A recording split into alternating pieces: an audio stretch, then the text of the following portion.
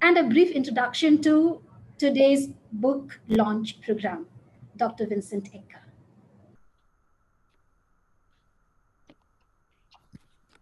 Thank you. Johar and welcome to all the participants, guests, and respected authors for this book launch that we have gathered here.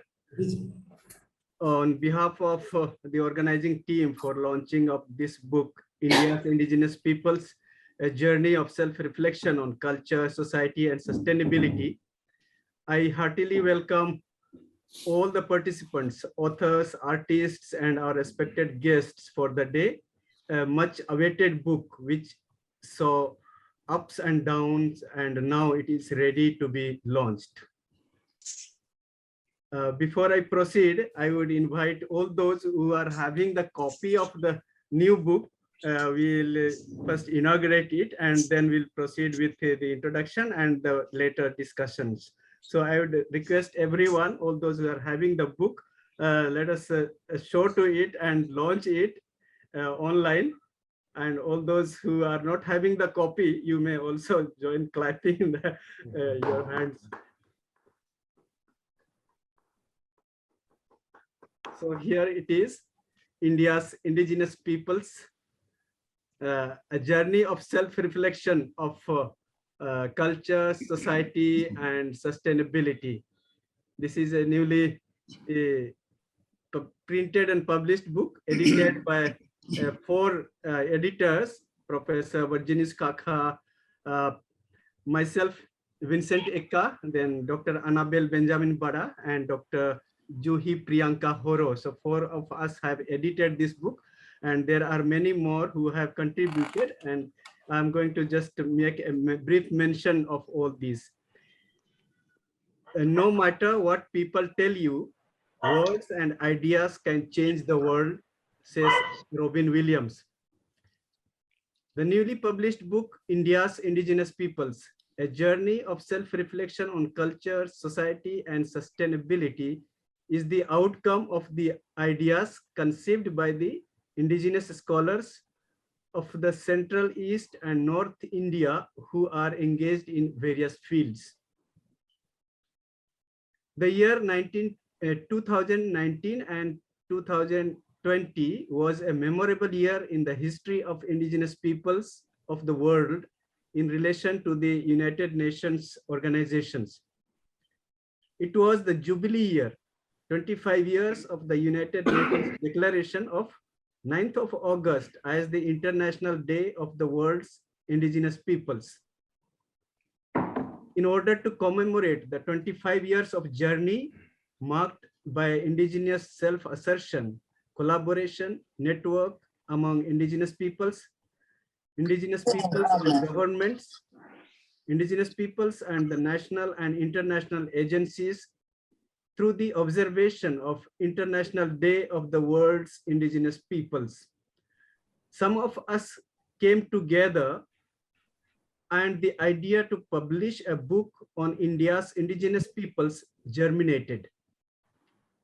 The idea was floated among the indigenous scholars who are with different universities, colleges, or even in other fields like media, linguistic, arts, and the like. The overwhelming response of the indigenous scholars encouraged us to go ahead with the plan. We continued to work despite all odds and hurdles. The biggest challenge and hurdle created by the COVID-19 pandemic also could not cow down our spirit. As a result, we have the fruit of our labor in front of us in the form of the book, India's Indigenous Peoples, A Journey of Self-Reflection on Culture, Society, and Sustainability. This book is a special for more than one reason. Juhi, could you just display the book? For it includes the articles all written by the indigenous scholars about their self-reflection on 5 concrete areas. For example, we have the first section that is on indigenous peoples, education and change. The second section consists of indigenous peoples' knowledge, health and well-being. The third section of the book is indigenous peoples' partnership for collective action and dignity. The fourth section consists of indigenous peoples, cultures and governance. And the final and the fifth section is indigenous peoples, forests, livelihood and sustainability.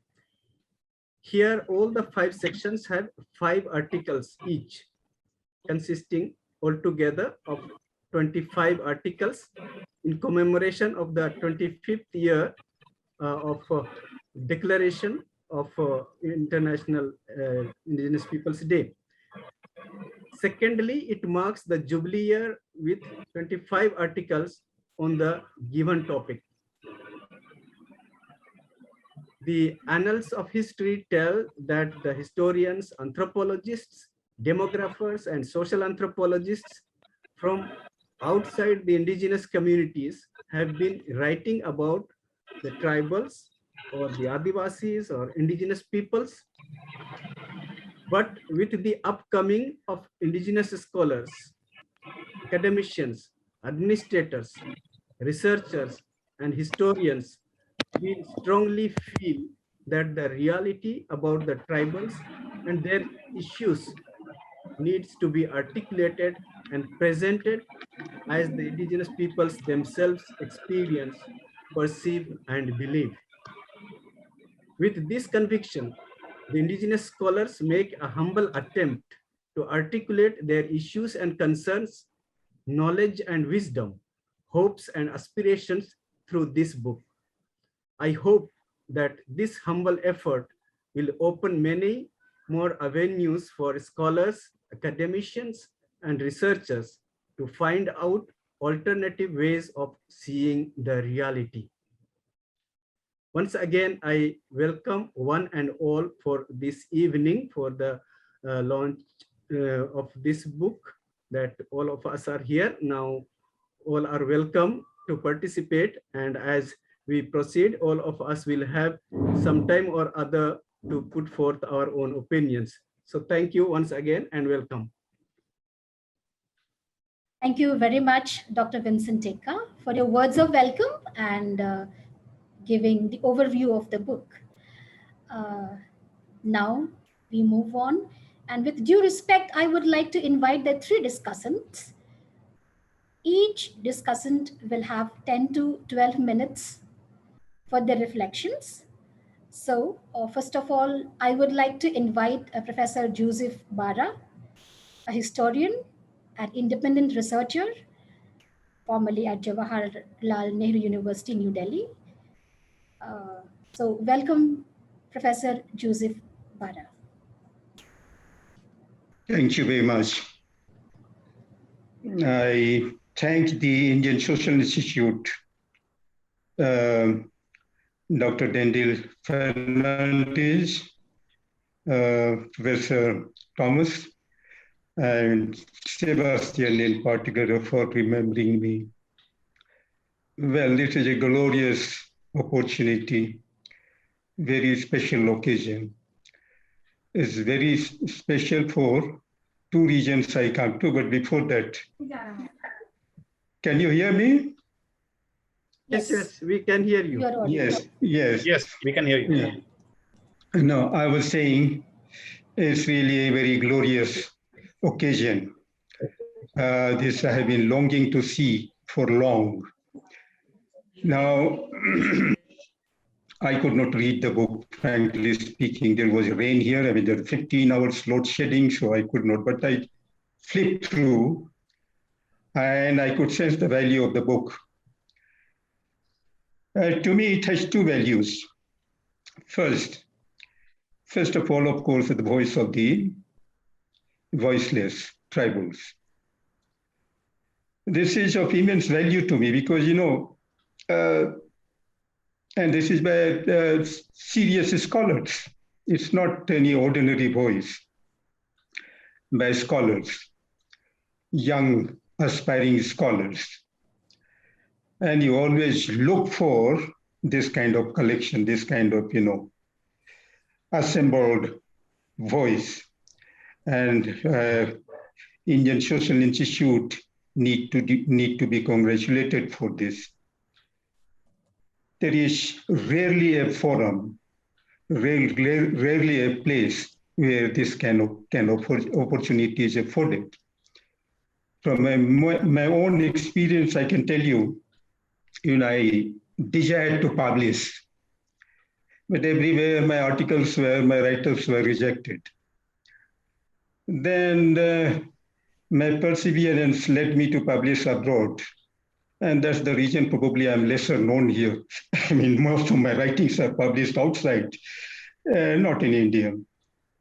But then you need a platform. So this is very commendable that ISI has provided.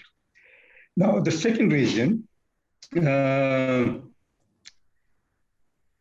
aspiring tribal scholars, you need publication in the present situation. You need to publish for career, need promotion, and you don't get opportunity. No one will invite you. There is a very rare opportunity you will get invitation. And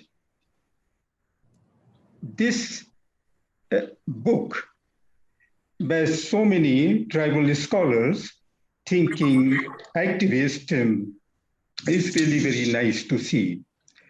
This will help you to grow.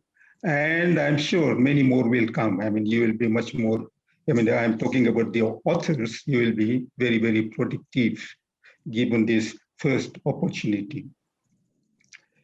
Now, the present volume, it's somewhat discursive. This is what I could gather. I mean, from traditional medicine to traditional tribal education system to tribal identity in relation to politics, education, and so forth.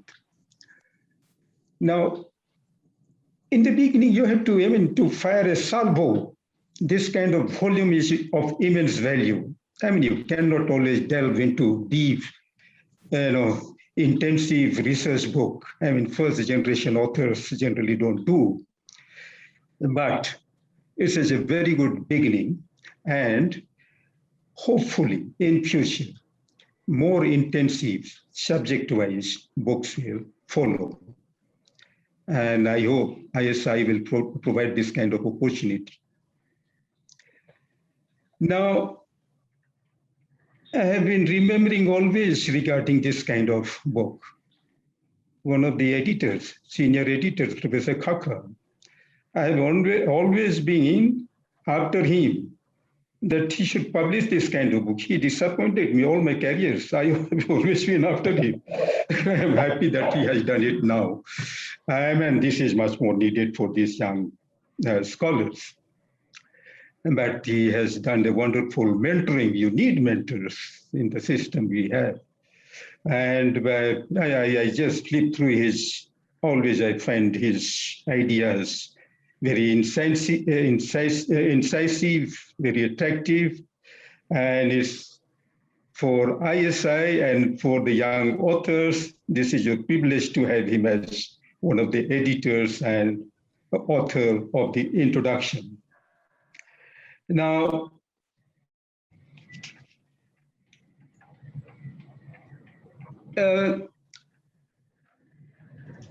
as part of editing, I know what the arduous task it is. I must congratulate all the authors. Even I have my own experience of being editor throughout my life. And recently I edited a book on tribal education by Routledge.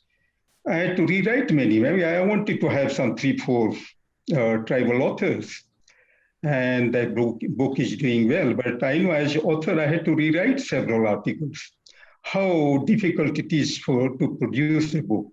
And the way it has, I mean, from the first look into it, I can see that it has got quality, I mean, so beautiful, so bright. I congratulate all the authors for this and the ISI. This is I would like to say, but later maybe I really wish to have a copy, hard copy. I'm reading on the screen. The whole book is not possible, but I desire to read it thoroughly. Hopefully, I'll get a copy sometime and I'll read it. Thank you very much for providing me the opportunity for speaking. Thank you very much.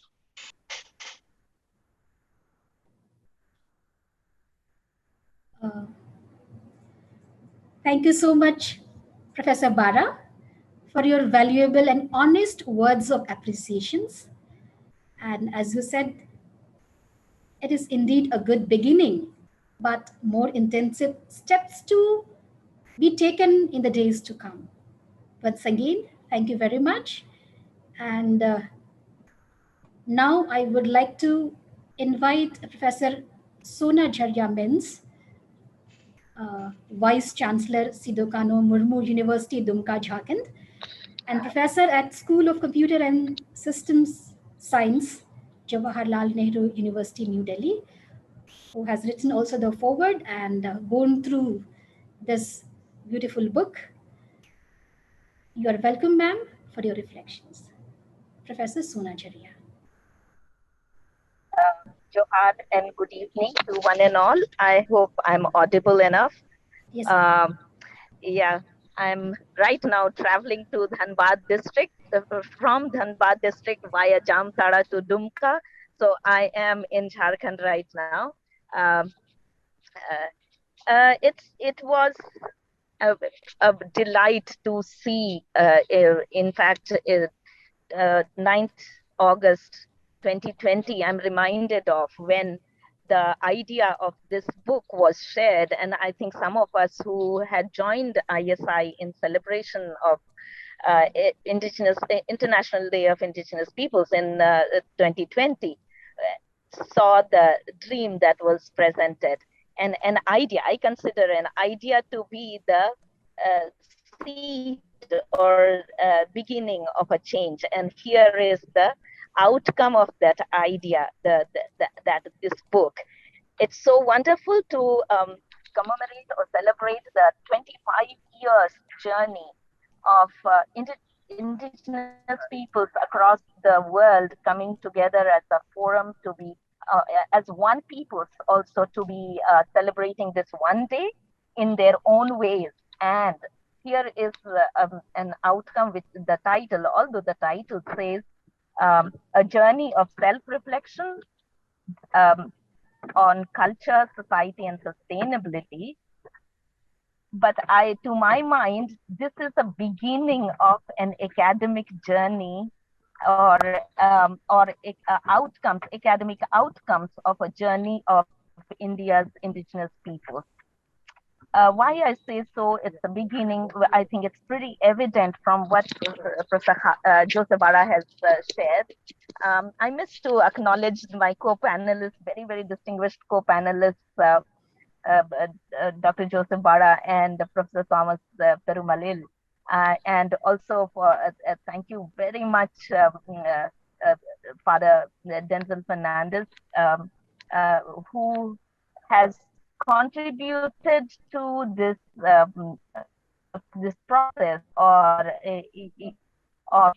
nurturing efforts that Indian Social Institute traditionally has picked up, and in order to nurture Adivasi efforts efforts done by the Adivasis for the Adivasis and to be heard. And so this effort has continued. And thank you very much, Father Dr. Denzel Fernandez. I, at this time, a person whom I look up to quite a lot and, look at his footprints is Professor Khaka.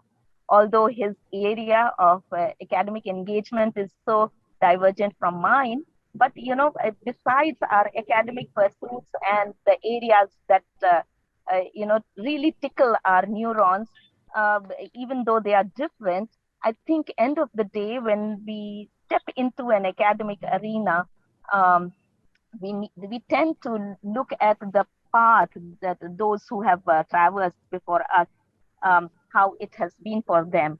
And so I really commend the efforts Professor Khaka has put in order to take along um, all the youngsters, those who are probably in their 40s, from 40s to 30s, or let's say late 20s to 40s.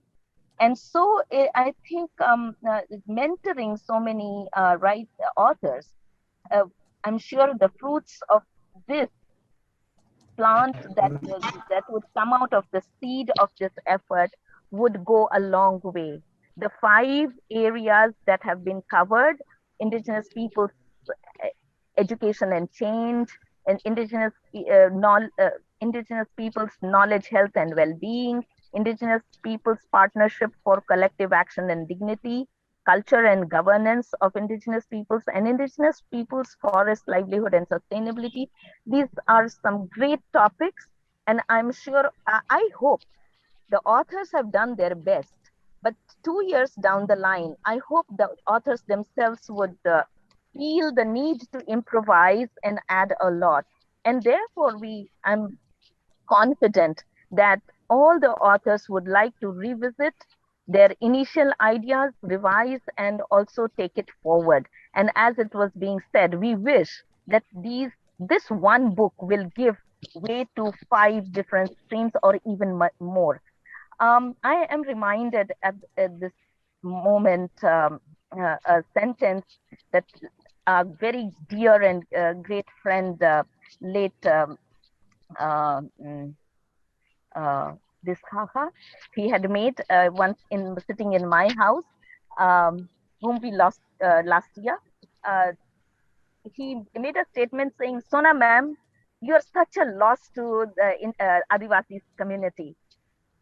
But today I feel although I feel incompetent and incapacitated at times to be deliberating on matters such as, or topics such as these, but I think where my discipline has made me reach, I'm able to I'm able to do whatever is possible in my small capacities.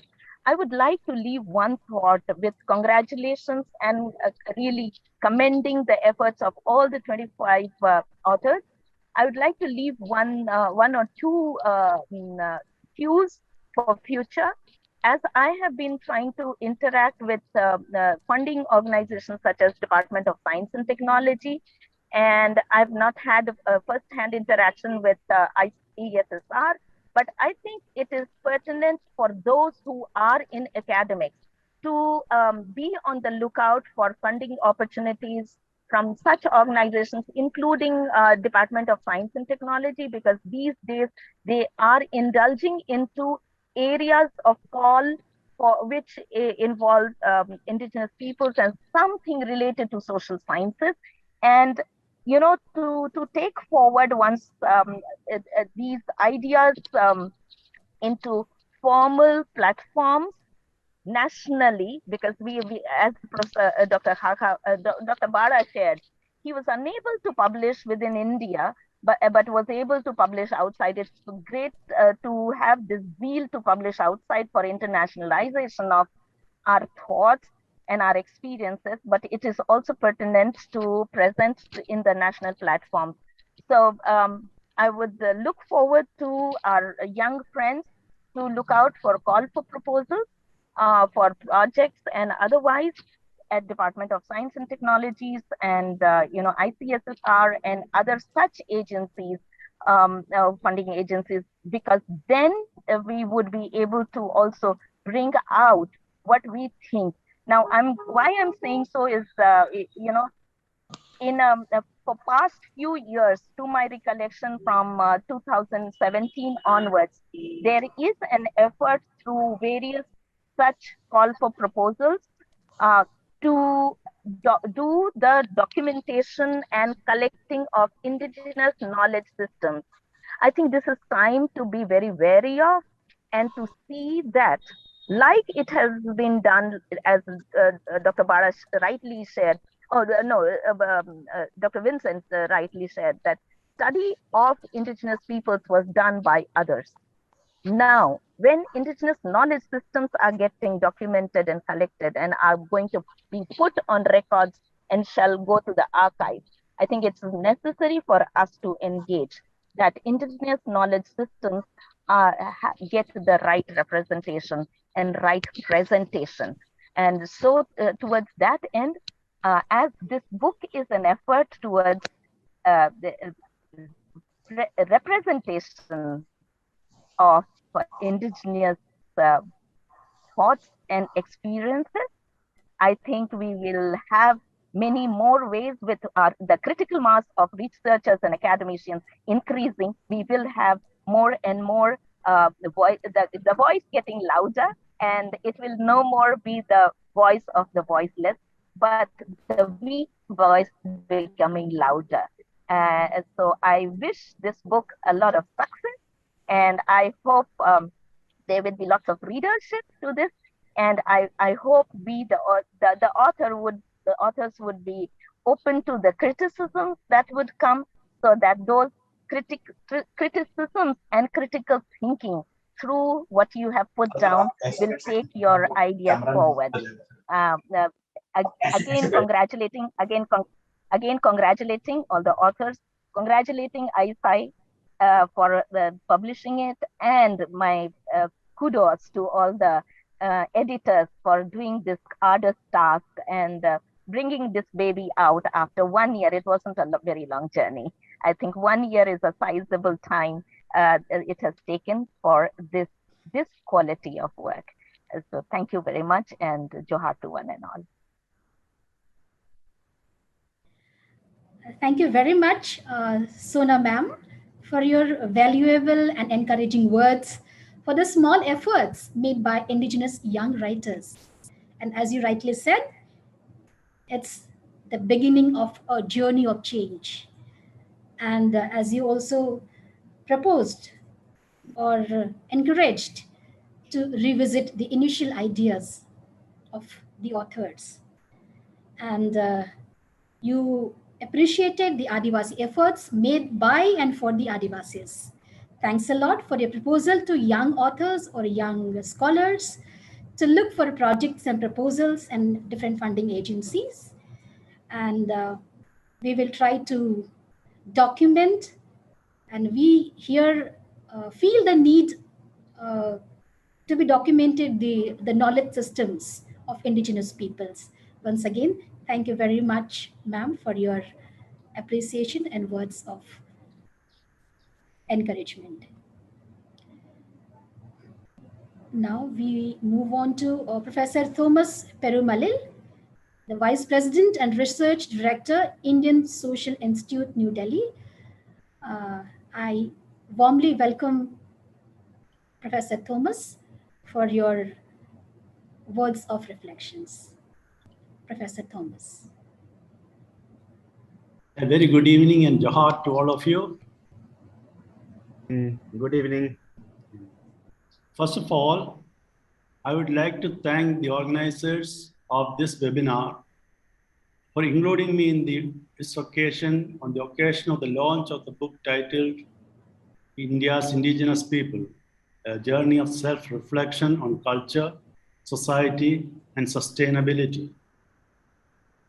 This book is brought out on the occasion of 25 years of recognition of indigenous people's rights by the United Nations Declaration on the Rights of Indigenous Peoples. The idea is to raise awareness and protect the rights of the indigenous population. It was because of the realization that development is not possible. Can you hear? Yes. That development is not possible where discrimination, injustice, and social exclusion prevail, and where there is lack of recognition that all groups bring value to society with their different worldviews. The indigenous culture, traditions, and language have much to contribute to the world, though they are the most exploited groups. Therefore, it is high time we need to expose the atrocities meted out on the indigenous people in the name of development and bring to limelight the tribal-related issues such as identity, education, well-being, traditions, languages, forests, environment, climate change, livelihood, development, and governance. On the occasion of the 25th anniversary of International Day of World Indigenous Peoples, it was appropriate to think of bringing about together 25 young tribal intellectuals to write articles on different aspects of tribal life. These intellectuals from 5 or more states of India, mostly the eastern states, looked at the different aspects of tribal life from their experience and viewpoint. I had the privilege of previewing all these articles before going to the print. These articles deal with education and change, health and well-being, partnership for collective action and dignity, cultures and governance, and forests, environment, and sustainable development. They are based on primary and secondary data, case studies, and personal observations, etc. In these articles, the authors have tried to disseminate understanding of tribal peoples, their way of life, practices, and the rich cultural values. These papers are delved into all the aspects of tribal life and struggles. Development has brought about many changes in the life of the tribal people, forcing them to move away from traditional ways. Modernity has both good and bad effects and impacts the tribal life accordingly. Industrialization and resource exploitation have led the tribal people to the margins, leading to the depletion of natural resources, loss of livelihood, and tribal economic system and violation of human rights. Being a minority group, some 8.6% of the Indian population, tribal people have been exploited in every way possible. Therefore, these papers will help to preserve and pass on the traditional knowledge of the new generation. Traditional knowledge is a rich repository of information passed on orally. These papers also tell us why migration to cities take place. It is important that we preserve tribal arts, folklores, dance, languages, and creativity. I would like to congratulate Dr. Father Vincent Eka and team consisting of Professor Virginus Kaka, Dr. Annabel Benjamin Bara, and Dr. Juhi Priyanka Horo for their efforts to bring out the enormous values of tribal culture, value system, and well-being in a book form. I also congratulate all the authors who took pain to write the articles for this book. I am sure that this book will enlighten many people and prompt them to appreciate tribal people and their life, environment, ecology, forest, etc. This book should lead to making some policy briefs to protect the livelihood of the tribal population. The modern developments and progress should benefit the indigenous people also, rather than pushing them to further margins by displacement, exclusion, deprivation of their livelihood systems, and violation of human rights. The richness in the tribal art, culture, language, etc. need to be saved and preserved. So congratulations to all of you. And once again, hearty congratulations to the editors and all the authors for their painstaking efforts. Thank you. Thanks a lot, Professor Thomas, for giving us the brief review of the book, very honest. India's Indigenous Peoples, A Journey of Self-Reflection on Culture, Society, and Sustainability. As you said, this particular book will enlighten many others. And this is going to be happen, definitely. And this book will give a beef for policy making too. Thank you once again for your honest reflection. Now, over to Dr. Ashish Khaka for the next procedure of the program. Dr. Ashish? Thank you, Advocate Lalita. I now declare, I would like to thank three discussants, Professor Bara, Professor Minj, and Professor Thomas, for their very rich words and for their hearty words of in encouragement. It's really a rewarding feeling for all of us that after a year's delay that we were able to finally bring out this book. I now declare this session open. So if the authors or the audience who are joining us here on Zoom or via YouTube have any questions, they can kindly send it to us. They can send their questions either here on the chat box, or they can send it to us on the YouTube link, and we'll be happy to take those questions. So I open this session for discussion.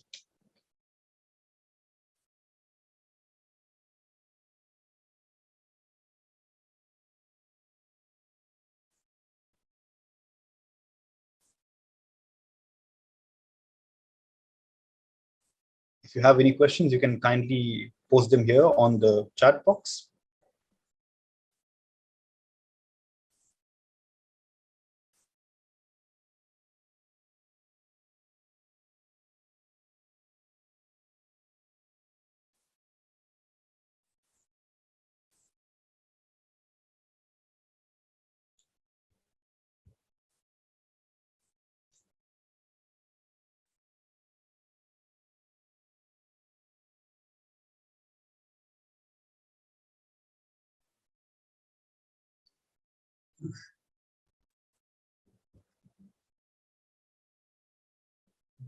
How can I get this book? We'll be launching it soon on the Amazon site. So I think today itself it will be out. If the authors would like to reflect on their particular chapter, their individual chapter, and what drew them to write that chapter, it will be they're most welcome to please come.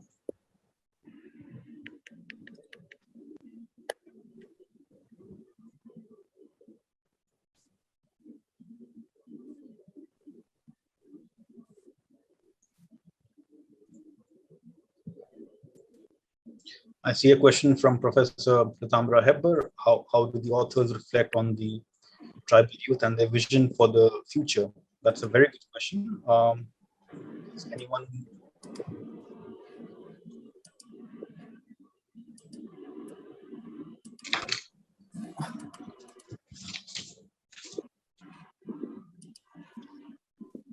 Would any of the authors be interested to take this question?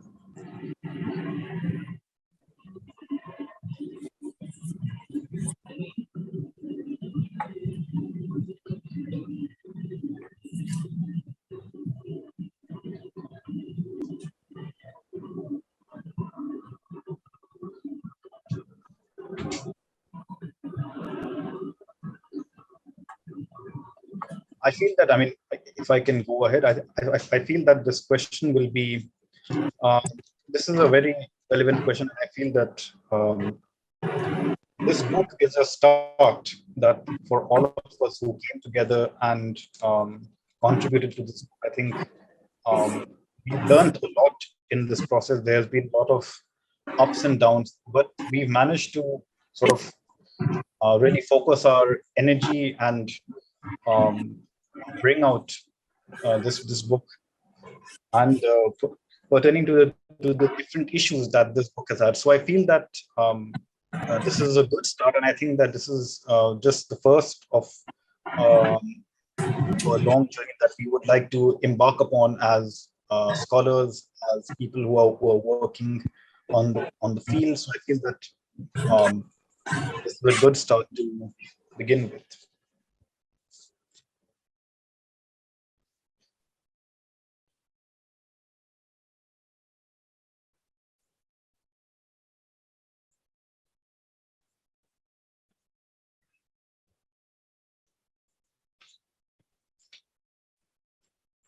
Okay, there are.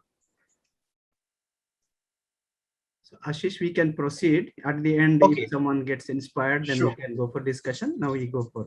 Okay, sure. Okay, so since as of this moment, for those who may want to collect their thoughts, and you can always keep posting questions in the chat box. We'll be answering them as and when we can.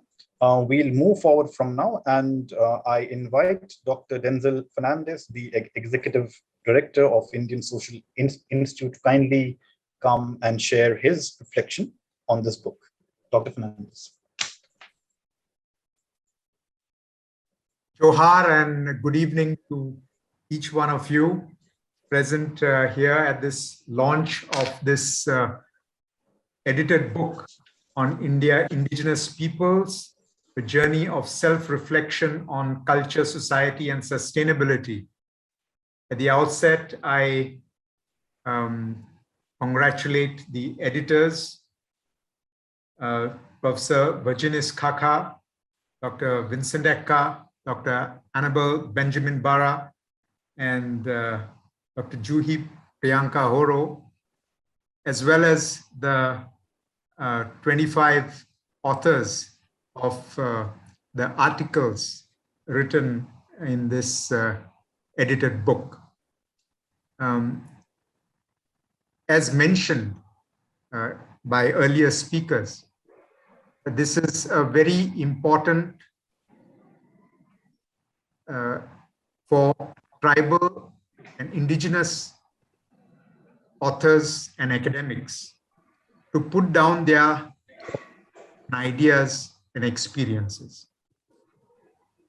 I also thank the panelists, in particular Professor Joseph Barra,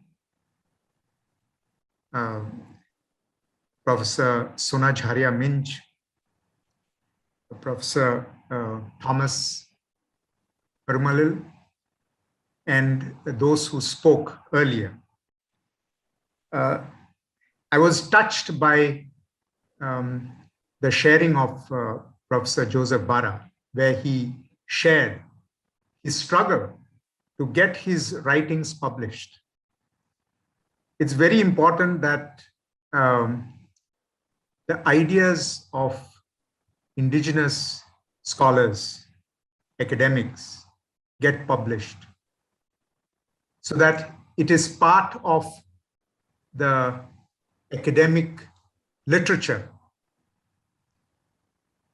But when it is rejected, when certain thoughts, certain strands of thought is suppressed, it is a loss, not only for the person who writes, the authors, but it's also a loss for the academic world, that a perspective, and especially the indigenous perspective, is not brought out in the academic literature. And so in this line, I think that this book of 25 young budding indigenous scholars and academics, or those who are hoping to be academics and professors in the future, this is a very important step to bring tribal thought and tribal thinking into the academic world. I was, at one of the Indigenous Day programs I attended. I listened to several tribal academics and professors, and I was deeply touched and inspired by their way of thinking, their style, their culture, and their presentation. So there is, diversity is very important. And the indigenous thought adds to this richness of academic diversity. And when this, indigenous thought is expressed, we are all familiar with, indigenous culture, song and dance, and so on and so forth. But indigenous literature is something that the academic world is not so familiar with, especially in India. And we need more and more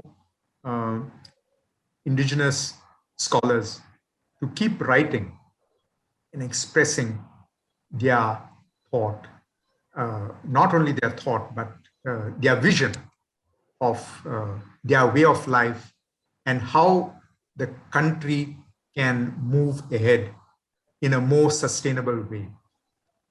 We know that indigenous peoples are close to nature. Their life is more sustainable. Lifestyle is sustainable. Their life is also equitable. The political system is quite different. There has been attempts to preserve tribal culture, tribal political and social systems, but with the onslaught of modernization and globalization, there is a sort of uniformization of culture and thought processes. And this, the indigenous scholars should be aware of. I'm very happy to see, Professor Sona Jharia Minj, who has risen to the position of Vice Chancellor. Also, there are several talented indigenous scholars who can rise to great heights if given the right opportunities. And so this book is a step forward, not only to bring about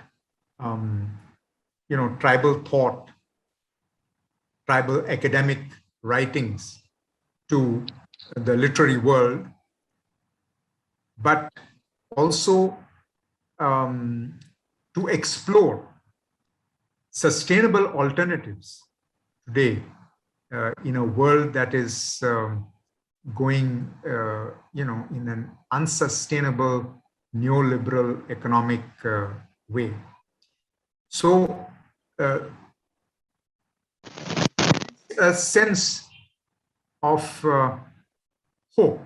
I think indigenous scholars bring a sense of hope to the academic world, where we can see in their writings seeds of alternative ways of living, alternative ways of working, alternative ways alternative paradigms of development, this is something that needs to be nurtured. And I hope that while it is important to critique present economic and social paradigms, it is also important to present alternatives. And I think indigenous scholars have a tremendous responsibility to present alternative models of social development, economic development, and political lifestyle. So with these words, I express my gratitude to all of you present here and all those watching. And I wish all those who have edited the book and those who have written articles in the book all success in your future, that you keep thinking, keep writing, keep publishing, and try to aim at innovative alternatives to the present social, political, and economic paradigms that exist today. Thank you very much, and God bless you all. Thank you so much, Dr. Denzel, for your very thoughtful and very heartfelt words of encouragement. It really means a lot to all of us, all the authors, and especially the entire team which has worked so hard towards this book. And we hope to get more in encouragement from you in the coming days. I now hand it over to Advocate Lalita for the rest of the program. Thank you so much, Ashish. We have almost come to the end of the book launch program. For summing up, may I invite Professor Virginus Khaka. Actually, he doesn't need any introduction, but to be very brief, he is the former professor of sociology at Delhi School of Economics, Tata Institute of Social Sciences Guwahati campus, and Tezpur University, is presently a visiting professor at Institute for Human Development, New Delhi. He's also the editor of the book, India's Indigenous Peoples, a journey of self-reflection on culture, society, and sustainability, which is being launched today and already launched. Now may I invite Professor Khaka for his note of summary. Professor Virginus Khaka.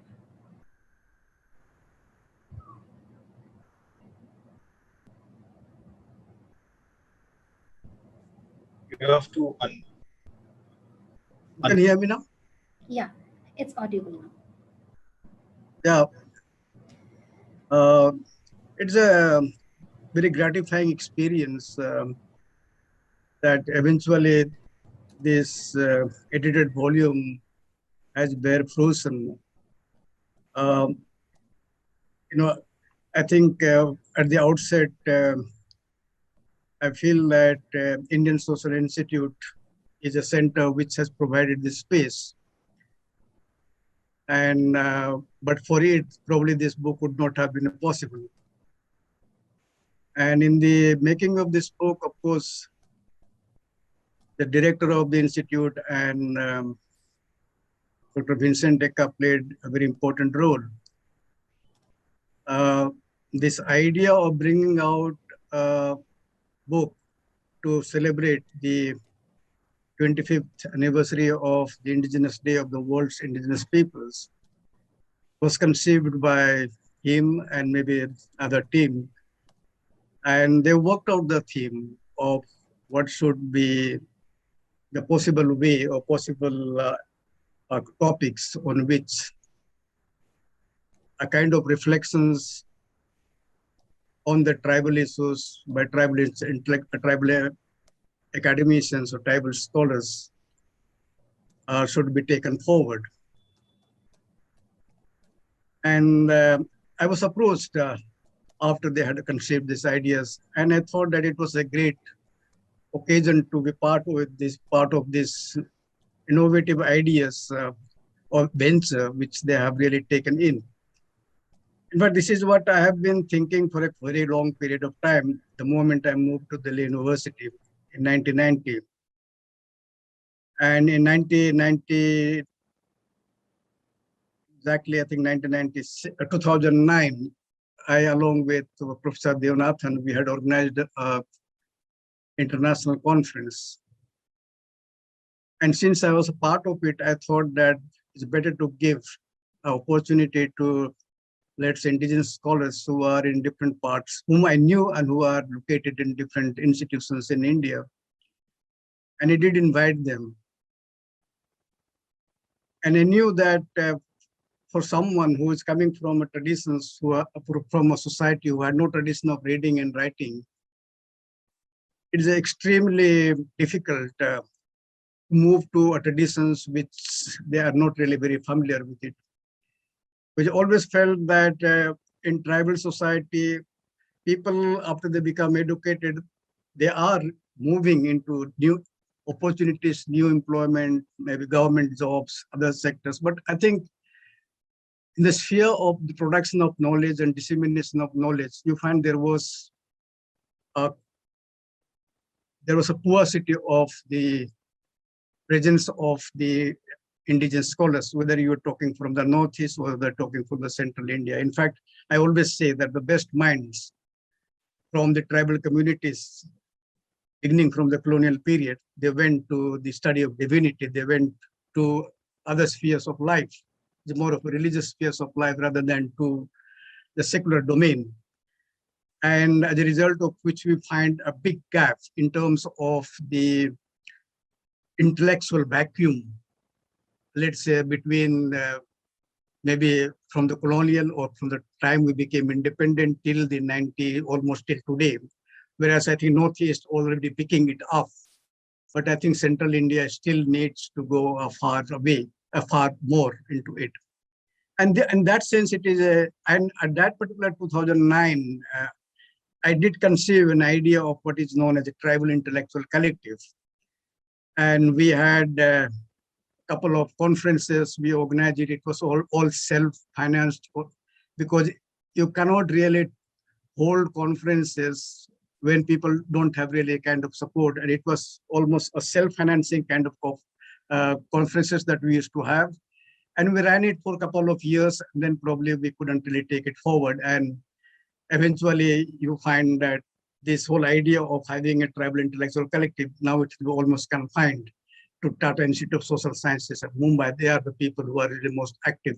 And because you find a large number of people from the tribal communities, whether you talk of the Northeast or from the Central India, are actually, there's what is called critical mass of students available there. And I think, and that's why I think they carry on this thing. So I think it is an important and the platform which Indian Social Institute has given is a kind of space probably which we have today and which we can really take advantage of it. And as I said that building a scholarship from Adivasi communities is extremely difficult, is only emerging now. And we can explore different ways of doing it. Creating or what's called working out a book took a lot of time. And I think there's a lot of learning that has to go through it. I think I'm still, when I read the book, I find that there was still, we could have done much better in terms of, working out our ideas, organizing our ideas and taking it forward. But then there's always a time limit. An edited volume like this, also demands that the people who have been writing, they are actually committed, or they are also in a sense disciplined and give their manuscripts or the drafts in time. And I think we couldn't really take it forward because some drafts came, other drafts did not come, and some of the drafts came only almost when, let's say, 3 weeks before the book was going to what is called the publications.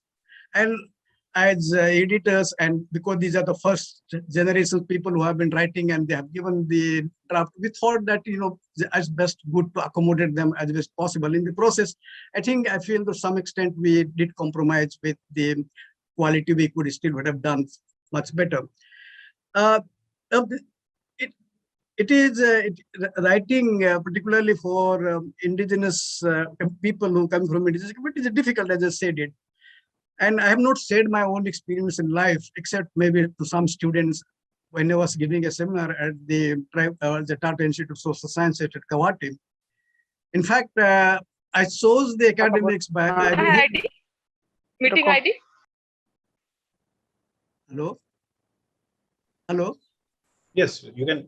Yeah, I moved to academics in the sense that I had very clear choice. I didn't know which profession I should really take. I did not want to go to civil service because although my teachers at the Pune University all encouraged me to go for it, but I just did not like it. I was basically wanted to do research, and I did not know at that time that research one can be done also in the universities. And eventually I joined because this was something I liked it, loved it. But after I did my PhD and I went to Northeastern University, and within 3 years, I decided to leave the academics. And the reason that I thought of leaving the academics, because I found that I was not really up to mark. I was not really what is called good enough for being in the academic world.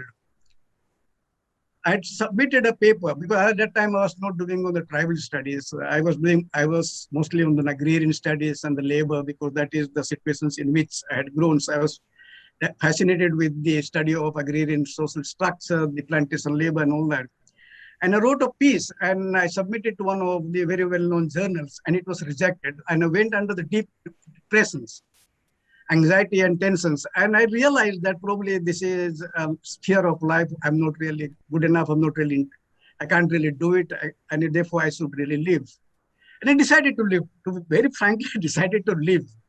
And I did apply for jobs, and I did get a job at the National Institute of Rural Development, even at higher positions than the assistant lecturers that I was selected as a deputy director of at the National Institute of Rural Development. And it was a very early phase of my life.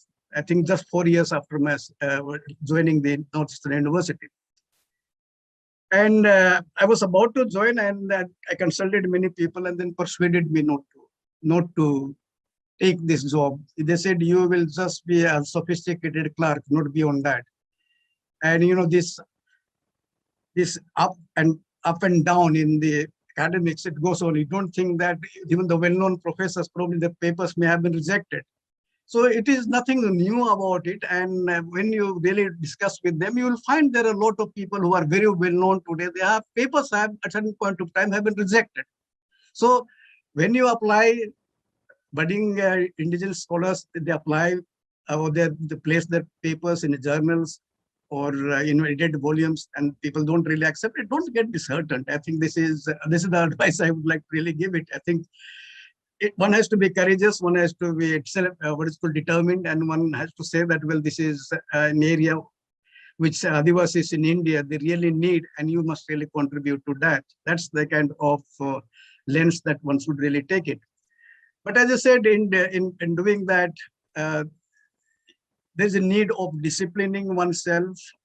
There's a need of a lot of reading and reflecting. It doesn't really come, just you read and you write. It doesn't work.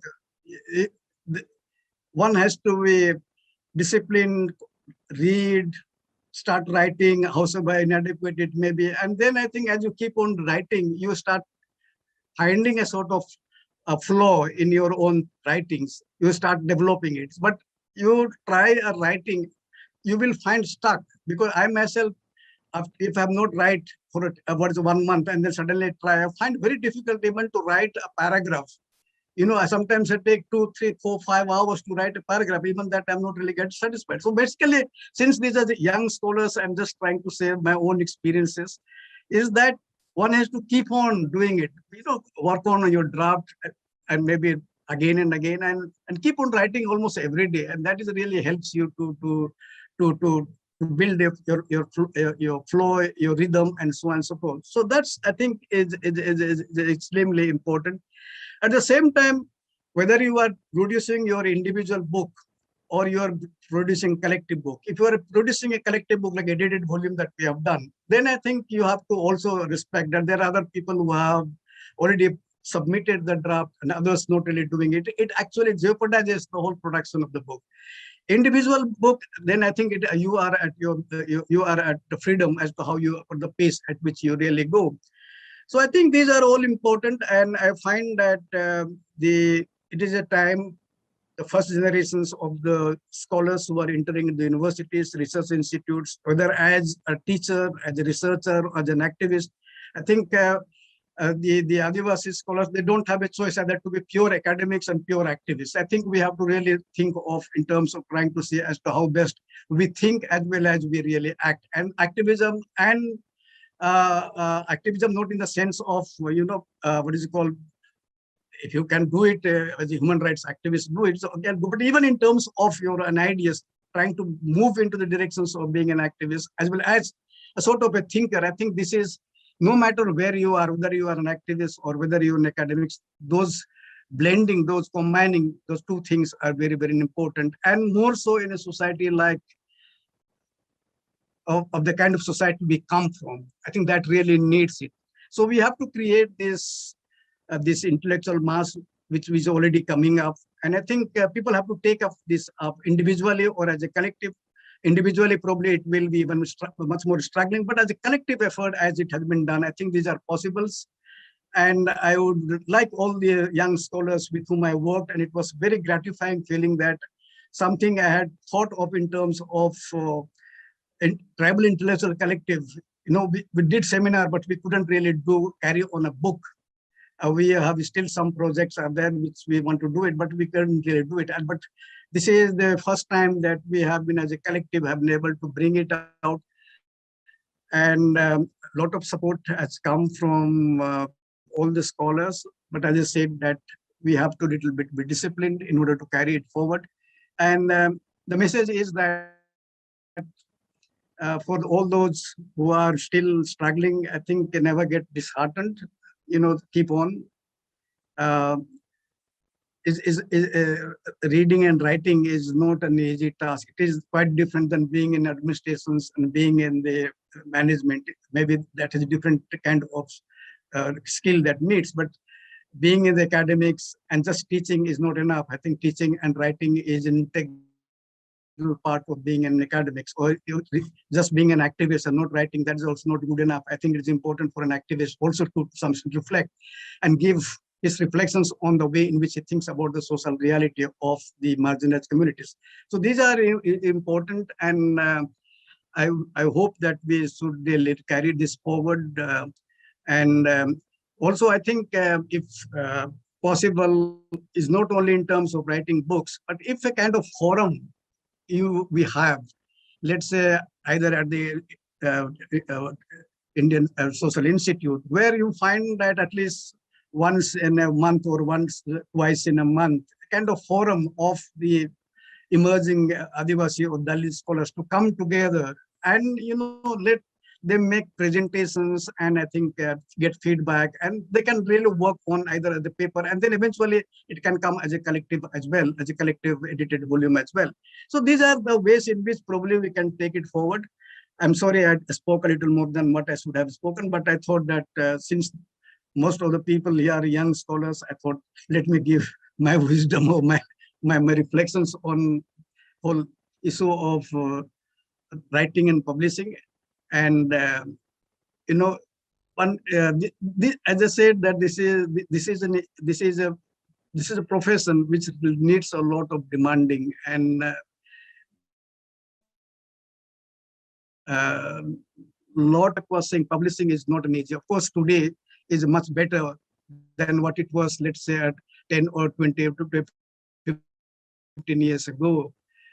But even then, I think these are difficult things. And therefore, I think if we are constantly doing it and improving our quality, our standard, and therefore we are also trying to give an image of the fact that indigenous people can also be good scholars. I think that is what the message should really go, and that really could come from, as I said, the individual contributions or more in the form of the collective. But we should try to enhance the standard and quality of what we really produced. And I think for which, when we write, I think need to exchange the papers with different people, comments, build on the things, think over it, and improve upon it. And it's not only in terms of language. Even language also is an important, but also in terms of an ideas, crystallizing the ideas is very, very important. So these are some of my, what is called, it becomes more of a kind of an advice, but I thought maybe it is important to give an advice at this occasion. And I must congratulate all the editorial team, the Indian Social Institute, and all the writers who really produced. And this is a beginning, and I'm sure that we are going to produce a better work than what we have really done, let's say, at this phase of our academic endeavor. So thank you. Thank you very much, Professor Khaha, for your inspiring and enriching words. Thanks again for your appreciations to all budding young authors for their efforts made in the form of this beautiful book. Professor Khaka has accompanied us like a rock pillar in our endeavors now and also in the past. You are our guide and mentor. Thanks a lot for your sharing your personal experiences too with us today, this evening. And your honest advice, suggestions, and encouraging words will always inspire us to do better and better. Thank you once again. Now it is the time, if anyone, any participant or viewer would like to share his or her view or opinions, you're most welcome.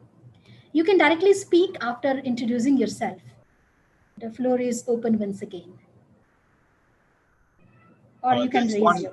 There's one question from Sebastianus Dakra for Professor Joseph Bara. It's there in the chat box. So I'll just read out the question. It's saying that I would like to address this question to Professor J. Bara, as he is a historian. Tribal antiquarian history is apparently in cultural relics, ritual, and feasts and festivals.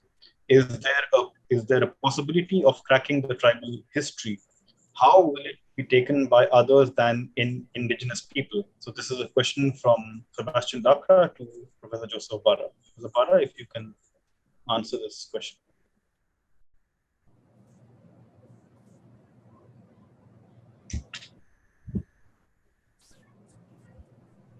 Yeah, can you hear me? Yes. Yes, sir. Yeah. Well, general, the type of history we hear about the tribal siege. Here is a group stationary, fixed at some stage of human life. And the historians at large are interested to what is happening to these people. Those people were static without change. That is where the tribal social scientist challenges. All through my life, all through my career as a historian, I have tried to show. Tribal have been very sensitive, very agile to kind of forces coming. They have been reacting. And from their point of view, what they are, what are their values, what are their ideas of human life. That's why they are the first freedom fighters of this country. Who was fighting against the British? There were Amir Chand, etc., who were conspiring with the British. They were comprador. Now here are the tribals with a very clear vision to protect self. They come forward. Within 1765 was the takeover of the British. of the tribal of Eastern India, Central India, Jharkhand area, Santhal, Samunda, Zonals. Now, can you imagine, within a decade, they resist? Tell me any instance of this kind of reaction, response to the British rule. Now, there is a movement called Sardari Ladai. You know, the old British Association, etc., were sitting at some nice halls in Mumbai, Bombay that time, and Delhi, etc., Kolkata, and they were deliberating on how to protect Indian interests. But, you know, making use of their English education expertise. But here was the tribal group. I'm talking about Sardari Ladai, Urans and Mundas. For 30 years, they draft petitions with the help of others, of course. They draft petitions, and well-drafted petitions, why we need our agrarian rights and what are our agrarian rights. For 30 years, they wage a constitutional fight. Tell me any instance of peasants employing this kind of sophisticated means of protest in India or even outside. So this is how we have to understand. What I mean to say is there has been always a working tribal psyche which is denied by history, which is just denied. These people are, you know, of the imbecile mind. They can't understand. So they just vehemently, either as millenarian, as in the form of millenarian movement or Messianic movement, they act. I mean, somewhat like, you know, touch me not kind of effect they want to see. This is what, in essence, I mean, this in short, I would like to say. Thank you.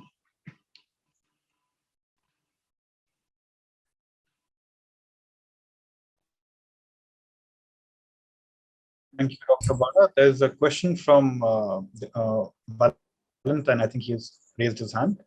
So if you can.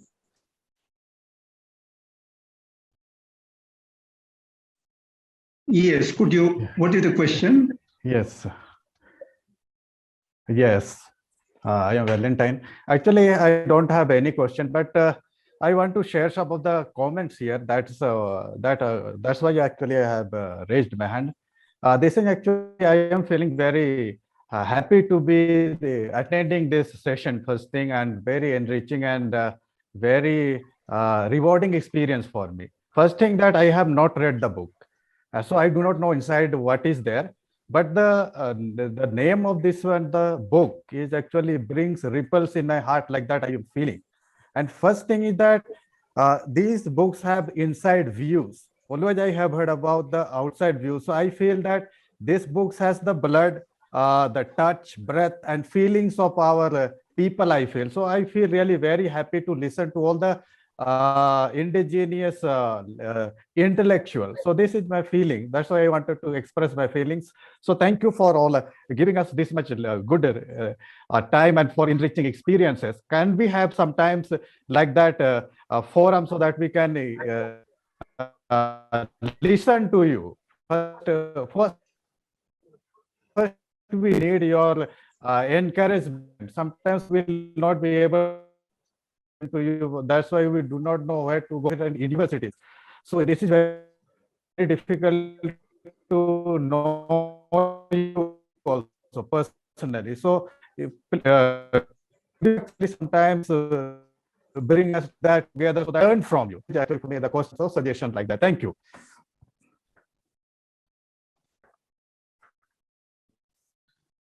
Thank you, Valentine, for your words, for your kind words. Gomti has written down. Good evening. Good evening, and thank you so much. I would like to thank Professor Khaka, Professor Bara, Professor Sona Minj. You all are actually the indigenous voice bearer in the academic world, and we are still all the time following you, your footsteps, and learning every moment from the very beginning of my student life and also my career. Like I have always followed your ideas, so I'm very happy, honored that part of this book, and Professor Khaka being part of the editorial team. Again, I would like to thank in the same breath Professor Danzel Fernandez and Professor Thomas, and also the entire ISI team for always giving a platform to the indigenous scholars all the time, whether it's the library or like organizing seminars or like having journals and all. And I'm very glad because you all shared your experience, Professor Khaka, Professor Bara. Academic writing is very tough. And we generally don't want to share it because we are, I mean, so specifically in the mainstream world where in the mainstream world of academia, how it's become a point of your privilege, almost like a power to have more publications in the international journals and all those others. And if you're being rejected, unable to write, develop a mental writer's block at certain point of your life, it hurts a lot. But I'm going to say I'm learning a lot. And of course, that's what Professor Khaka said, that we need to work very hard, all the more as he's an eminent scholar, a sociologist. So in the process of learning, there is again a process of unlearning also, because we are almost the second generation scholars and writers and teachers. So that way unlearning, because most of these writing on Adivasis, indigenous topics, aspects of tribal world is generally being written by the so-called others. So again, a process of unlearning is again very important for all of us to bring out the actual Adivasi perspective. And this book is actually a voice of the voiceless. And thank you so much. And we are in the virtual world. The academic life has completely taken a setback. Libraries closed. We are on the virtual platform, and connectivity and warming up both takes time. So I really thank Team ISI and Professor Danzel and Professor Thomas to bring, to take out this initiative. And again, I'm going to say feeling alive again, that things will be better in the post. We are heading towards post-COVID world. So a new hope, new dream. Thank you so much. Thank you all. Johar again. Johar. Thank you, Gomti. I think Neelam has a final comment, after which we. Johar, everyone. I'm really delighted to actually be in this moment. It's a moment of real satisfaction, of achievement, of joy, where each of one of us, probably each one of us has that sense. Probably I'm here on behalf of probably all the contributors to this book, probably to thank specially like the ISI team. Yeah, Dr. Denzel, Dr. Vincent, all the editors here, and also those who we are not able to see here, and they actually have worked very hard. Those who are, I'm sitting in ISI, and those who are around me sitting, especially Ashish Khaka, Arun Urao, Lalita, and everyone else here. I think they all have contributed very significantly to reach to this moment of achievement, a real achievement for all of us. We should especially thank ISI, because we do not have any other platform like this where we can actually get so many people, so many Adivasi scholars together and do such a wonderful things like this. So a very real appreciation to ISI team and each individuals here. Secondly, I think, as everyone else said, this is just a beginning. This is the beginning of so much more to do, because as we see, if we think of a pan-India India scholarship of this sort, we have like we just don't need just 25 articles, right? We can have like 2,500 articles. We have like even if we have 470 different tribal communities, and if we have 5 different like topics in each community, we'll have more than 200, like 2,500 articles. So I think the job is really massive actually to get into, and I think this is a really good beginning. We should appreciate like all of us, and especially the ISI and the editors, Virginia sir, Vincent, Dr. Vincent, Dr. Annabelle, and Dr. Joy. Secondly, as a contributor, I have contributed to this volume on seeds of sustainability. And one of my thesis in MPhil, now I'm in PhD, but on my thesis in MPhil was that each community, each tribal community is probably a very epistemic community, in the sense that if they have survived for so long as a community, politically or socially, or they are able to organize themselves in all spheres, and including ecological community. So each community is an epistemic community, and sadly, that it is very sad that our community is not able to do to document that, to tell the other world, the world around that, the knowledge system that they have of also in all the spheres, and especially at this time of information, age of information, just not just book but digitally and all. It's very pertinent that a perspective comes from within, like each one of us is speaking about. The perspective of each tribe, of their each sphere, comes from the tribal, from the community themselves. I think for this is a very, very, very, very good and very authentic, sincere beginning from ISI and all of us. And I should thank all, and congratulate and appreciate each one of you here, those who have contributed, editors, and those who have helped this book to reach to this stage. And let's hope for many more to come, and work harder, as Professor Khaka said, and work more sincerely, more prudently, and bring best out of all of us. Thank you very much. Thank you, Neelam. On that note, I would like to pass it on to Juhi for a vote of thanks. Good evening. Before we go to vote of thanks, I just want to make one announcement. The ball is set rolling, and this has to continue rolling, and therefore I want to announce it is our high ambition that if we get like this support from all corners, young scholars and some senior advisors like Professor Khaka, Bada, and many others, every year we would like to go for at least one book publication. So this is our effort, and also an ambition that many more things have to be articulated in more passionate way and also more disciplined way. So I would invite and also request all to cooperate as you have done this time. So we will together march ahead, and we'll keep the ball rolling. Try to publish every year at least one book on different areas of indigenous life and perspective. So this is my hope and expectation, and we will go ahead together. Thank you. Thank you, Dr. Ashish Khaka, for giving me this opportunity to share my vote of thanks on this auspicious occasion of the book launch of India Indigenous Peoples, A Journey of Self-Reflection on Culture, Society and Sustainability. Myself, Juhi Priyanka Horo, being one of the editors of the book, I would like to congratulate and express my gratitude to all the endeavors that were put up for publication of this book.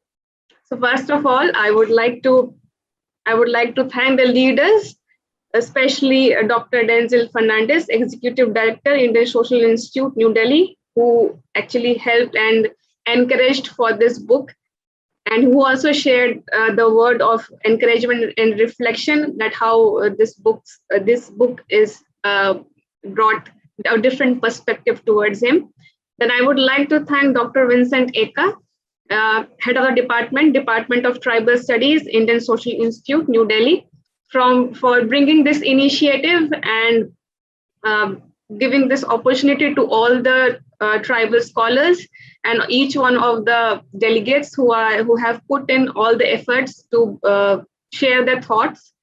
Then I would like to also thank one of the senior editors, Professor Virginia Khaka, for rigorously putting efforts in editing and all the guidance that he has put on through this journey. And all these leaders have put enough efforts to bring different perspectives, different tribal perspectives from different tribal communities, and also from they belong from different university molding. So I think this is a very good book that you can always refer to, and I thank you all. Then I would like to thank the layout and design of the book to Mr. Ruben Minch, who has designed all the structuring and all the designing of the front, back, and everything he has done. Then I would like to thank the printer of the book, Bosco Society for Printing and Graphic Training, Jamia Nagar, New Delhi, for timely bringing and giving these copies to all of us. This book is a collection of the efforts of the Indigenous scholars, Indigenous assistant professors, Indigenous associate professors, and Indigenous professors from renowned universities and institutions such as Jawaharlal Nehru University, New Delhi, Jamia Millia Islamia, New Delhi, Delhi University, Indira Gandhi National Open University, New Delhi, Tata Institute of Social Sciences, Mumbai and Guwahati, Xavier Institute of Management, XLRI, Jamshedpur, and other important associations. So I hope that this book will give you a different perspective from different molding from the different universities. And I thank you all, the editors and also the authors, because without them, it couldn't have been possible to bring this accomplishment, which was the motive laid on the occasion of Silver Jubilee of the United Nations International Day of the World's Indigenous Peoples, which was celebrated in the year 2019. So thank you all for sharing your thoughts and adding your knowledge to the Indigenous academia. Furthermore, I would like to thank the discussants. Though many of you have mentioned here that they haven't received the book yet, but I hope the discussants have reviewed the book, and you must have received a brief description of what this book is all about. So I would like to thank the important discussants, Professor Joseph Bada, Professor Sonacharya Minj, and Professor Thomas Perumalil for giving a hope to this book and what future it holds. So thank you all the discussants. I would also like to thank the moderator, Advocate Lalita Roshni Lakra, who she has very well deliberated all the sessions and moderated all the different parts of the session. I would also like to thank Dr. Ashish Khaka for very well addressing all the parts of the section and also parts of the session. Lastly, I would like to give you a glimpse of this book. I showed in the beginning also, but in the last also, I'll just share.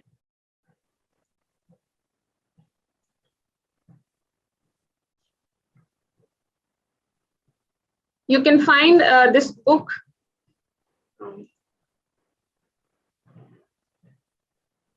You can also find this book in the Amazon.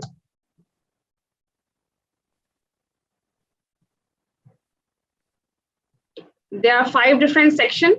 So this is the section 1, Indigenous Peoples, Education and Change. There are 5 different authors who have contributed in this section. Then the next section is Indigenous Peoples, Knowledge, Health, and Well-being. So this also has about 6 authors. Then third section is Indigenous Peoples, Partnership for Collective Action and Dignity. This has 5 authors. Then section 4 is Indigenous Peoples, Cultures and Governance. This also has 5 different perspectives from different scholars. Then section 5 is Indigenous Peoples, Forest, Livelihood and Sustainability. This section also have 5 different perspectives and contributors. You can also place the order of this book in publication@isi.delhi.org.in, and there is also this book is also available on the Amazon. Some of you have shared this link in the chat box, so if somebody who couldn't get it, that can get the access to this book.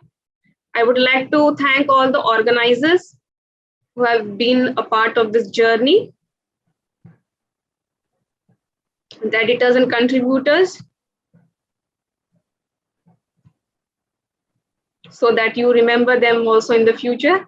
There are also certain recent publications from the Department of Tribal Studies, Indian Social Institute, New Delhi. One book is Development with Dignity, a tribal perspective. The editors are Dr. Vincent Ekka, Ranjit Tiga, and Ramya Ranjan Patel. This book, you can also find it in the Amazon and also at the publication department. Then there is another book, The Baigas of Sonbhadra, written by Annabelle Benjamin Bada, Vincent Ekka, and Srijan Kishore.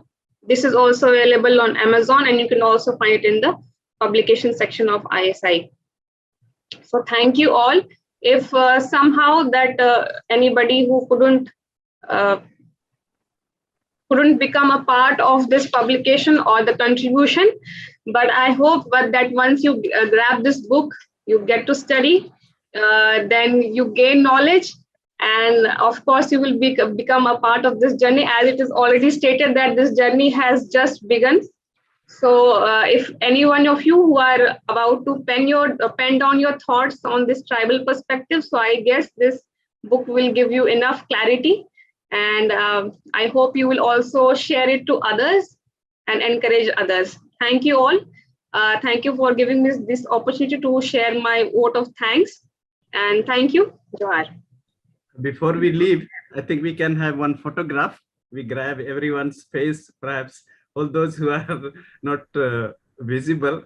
Can you show your face, and we can take a photograph together?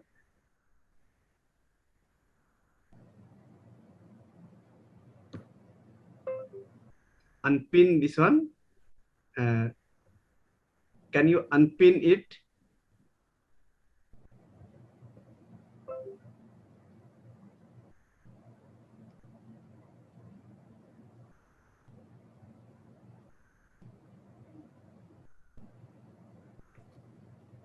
Okay, thank you. Thank you.